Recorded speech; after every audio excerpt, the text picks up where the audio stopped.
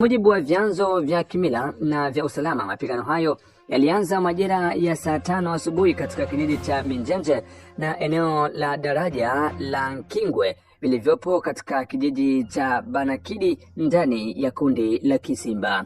Inaelezwa kuwa wapiganaji wa AFC M23 walitoka Malemo katika eneo la Masisi, walishambulia nafasi za majeshi ya serikali na kusababisha mapigano makali. Mashambulizi hayo yalihusisha matumizi ya silaha nzito na nyepesi, huku milio ya risasi ikiendelea kwa saa kadhaa hadi majira ya saa 11 jioni kwa saa za eneo hilo.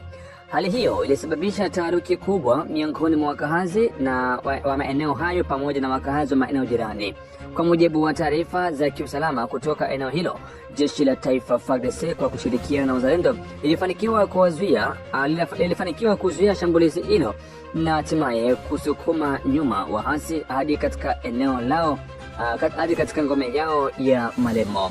Taarifa za awali zinaeleza kuwa wapiganaji 7 wa upande wa waasi waliuawa wakati wa mapambano hayo, ingawa bado hakuna takwimu kamili rasmi iliyotolewa. Hadi kufika siku ya Jumatano, vikosi vya serikali vinaendelea kuimarisha udhibiti wa maeneo ambayo walioyarejesha. Eneo la Kisimba linaendelea kuwa nyeti kimkakati kutokana na umuhimu wake katika njia za mawasiliano, na bado linahofiwa kuwa katika hatari ya mashambulizi ya mara kwa mara kutoka kwa waasi. Na tukisalia tu huko jimboni Kivu Kaskazini, ni kwamba baada ya mapambano makali yaliyozuka siku ya Jumapili kati ya wapiganaji wa muungano wa AFC M23 na makundi ya wazalendo, waasi hao wameripotiwa kusukumwa nyuma hadi eneo la Nyabiondo katika jimbo la Kivu Kaskazini. Kwa mujibu wa vyanzo vya ndani, mapigano hayo yalikuwa ya nguvu kubwa na yalisababisha taharuki miongoni mwa wakazi wa maeneo yaliyoathirika. Inasemekana kuwa makundi ya wazalendo yaliweza kutoa upinzani mkali na hatimaye kulazimisha wapiganaji wa AFC M23 kurudi nyuma kutoka baadhi ya maeneo yaliyokuwa chini ya udhibiti wao. Wakati huo huo, taarifa zinaonyesha kuwa baadhi ya wananchi waliokuwa wamekimbia makazi yao kutokana na mapigano hayo wameanza kurejea taratibu katika vijiji vyao. Hata hivyo, hali ya hofu bado inatanda, huku wengi wakihofia uwezekano wa mashambulizi ya kulipiza kisasi au kurejea kwa mapambano makali muda wowote. Wananchi hao wanaripotiwa kuwa waangalifu wanaporejea manyumbani, huku wengine wakisita kurejea kabisa hadi pale utaratibu na hali ya usalama itakayokuwa kikamilifu. Hadi sasa hakuna taarifa rasmi iliyotolewa kuhusu idadi waliouawa, kujeruhiwa au waliolazimika kukimbia makazi yao kufuatia mapigano hayo. Mamlaka husika bado hajatoa tathmini kamili ya hatari ya mashambulizi hayo. Wachambuzi wa masuala ya usalama wameonya kuwa hali katika eneo hilo bado ni tete na wanatoa wito kwa juhudi zaidi za kuhakikisha amani na ulinzi wa raia wasiokuwa na hatia. Lubero. Jeshi la Jamhuri ya Demokrasia ya Kongo FARDC limetangaza kuwa imejipanga upya na kurejea katika vijiji kadhaa vya eneo la Lubero kufuatia kujiondoa kwa wapiganaji wa muungano wa Alliance Fleuve Congo na kundi la M23, yani AFC M23.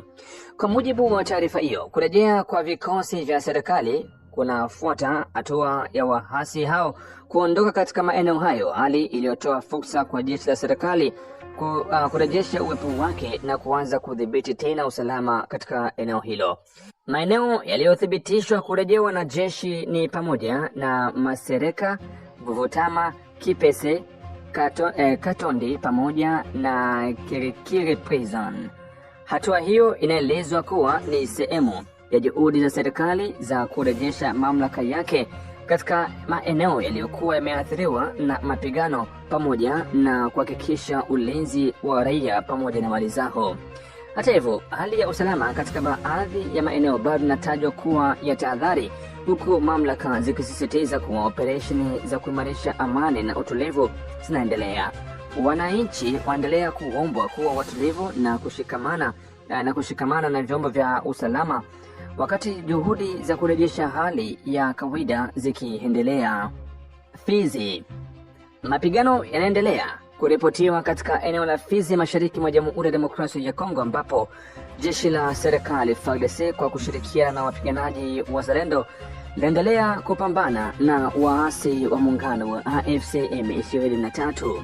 Kwa mujibu wa taarifa za serikali, waasi hao wanadaiwa kuungwa mkono na Rwanda pamoja na baadhi ya makundi ya wanamgambo wa ndani, jambo linachochea zaidi hali ya taharuki na ukosefu wa utulivu katika eneo hilo.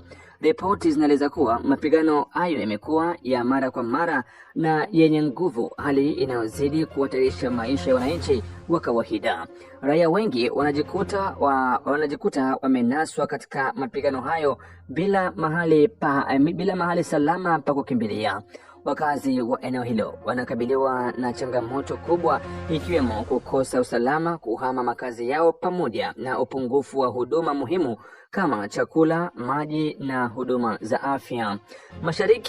Mashirika ya kibinadamu yanaendelea kutoa wito kwa kulindwa kwa raia na kuheshimiwa kwa sheria za kimataifa za kibinadamu, huku yakionya kuwa hali inaweza kuwa mbaya zaidi endapo hatua za haraka hazitachukuliwa. Hadi sasa hakuna takwimu rasmi iliyotolewa kuhusu idadi ya waathirika wa mapambano hayo, lakini hali inaelezwa kuwa tete na inahitaji uangalizi wa karibu kutoka kwa mamlaka husika na jumuiya ya kimataifa. Na huko kwenye milima ya Uvira ni kwamba katika maendeleo ya hivi karibuni kutoka mashariki mwa Jamhuri ya Demokrasia ya Kongo, jeshi la taifa FARDC limetangaza mafanikio makubwa ya kijeshi katika maeneo ya Fizi na Uvira. Kupitia kwa msemaji wa jeshi hilo, Luteni Rogane Mbui, FARDC imethibitisha kuwa imefanikiwa kurejesha udhibiti wa vijiji vya Muramvya, Muketi pamoja na Bijombo ambavyo hapo awali vilikuwa katika hali tete mapambano dhidi ya waasi wa AFC M23. Kwa mujibu wa taarifa hiyo, mafanikio hayo yametokana na operesheni maalum ya kijeshi iliyofanyika kwa umakini mkubwa, ikishirikisha vikosi vya ardhini pamoja na mbinu za kisasa za mapambano. Aidha, jeshi hilo limedai kuwa katika operesheni hiyo ndege moja ya Rwanda iliyodaiwa kuja kutoa msaada kwa waasi iliangushwa, hatua inayotajwa kuwa inapunguza kwa kiasi kikubwa nguvu ya adui katika eneo hilo. Kutokana na shinikizo hilo la kijeshi, inaripotiwa kuwa waasi wameanza kukimbia na kurudi nyuma kuelekea eneo la Sange, wakiacha baadhi ya ngome zao walizokuwa wanazidhibiti hapo awali. Mamlaka za kijeshi zinasema kuwa hali ya usalama kwa sasa iko chini ya udhibiti, huku vikosi vya FARDC vikiendelea kufanya doria na kuimarisha ulinzi katika maeneo ambayo yamerejeshwa. Wananchi wa maeneo ya Fizi na Uvira wameanza kurejea katika hali ya matumaini, ingawa bado wanahimizwa kuwa waangalifu wakati juhudi za kuimarisha amani zinaendelea. Jeshi linaendelea kusisitiza dhamira yake ya kulinda mipaka ya nchi pamoja na kuhakikisha usalama wa raia wake dhidi ya vitisho vyovyote vya makundi yenye silaha.